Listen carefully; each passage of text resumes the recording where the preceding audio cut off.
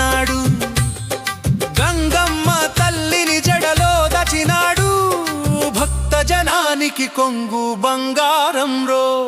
ఒంటి నిండా రుద్రాక్షల దండ, మెడలో ఉన్నది నాగుపాము, జంట చేతిలో డమరుకం, గంట గంట దైవం అంటే శివుడేరా. జగమంతా ఇంటాది దేవుడమ్మ, ఆయనకు సాటి లేరు అంతా ఆయనేరా. ఆయనే సృష్టి సారం పార్వతీదేవి, పక్కన ఉండగా భారం మన భవబంధాలు. తెగిపోవు దూరం కాలకూట విషం తాగినవాడు, లోకాలను కాపాడిన దేవుడు. నీలకంఠునిగా పేరు పొందినాడు, భయమంతా పారిపోవు. ఆయన్ను తలచినాడు చిటికెలో, కోరికలు తీర్చేవాడు. మనసులో భక్తిని చూసేవాడు, తాండవ నృత్యం చేసేవాడు. పరమాత్మ రూపం ఇతడేరా, భూత ప్రేత గణాల నాయకుడు. శ్మశానంలో నిత్యం ఉండే దేవుడు, మృత్యుంజయుడు మనకు అండదండ. ఈశ్వరుని మించిన శక్తి లేదురా. గజ్జె కట్టి ఢమరుకం మోగించగా, భక్తులు చుట్టూ చేరి పాడుకోగా, ఆనంద తాండవం మొదలవ్వగా, మనసంతా పులకించి పోయిందిగా.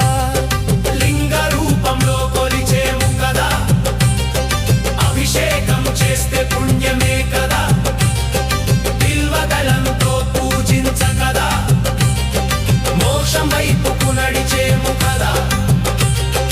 తండ్రి నీ దయమాపై ఉంచరా, స్వామి చల్లని దీవెనలతో చూడురా. స్వామి పాపాలు కడిగి శుద్ధి చేయరా. స్వామి మమ్మల్ని కరుణించు ఓ శంభో స్వామి.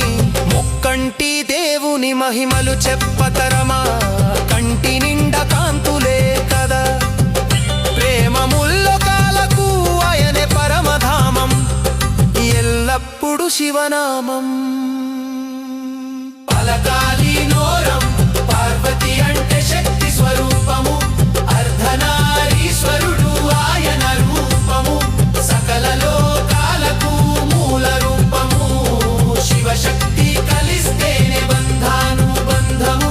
వ్రేలెత్తి చూపితే భస్మమవుతాము, మనసారా కొలిస్తే దైవాన్ని చూస్తాము. నిజమైన భక్తితో పలకాలి శివనామము, అప్పుడే మనకు దొరుకుతుంది శాశ్వత సుఖము. శంభో శంకర అంటూ కేక వేద్దామా, హర హర మహాదేవ అంటూ తిరుగుదామా.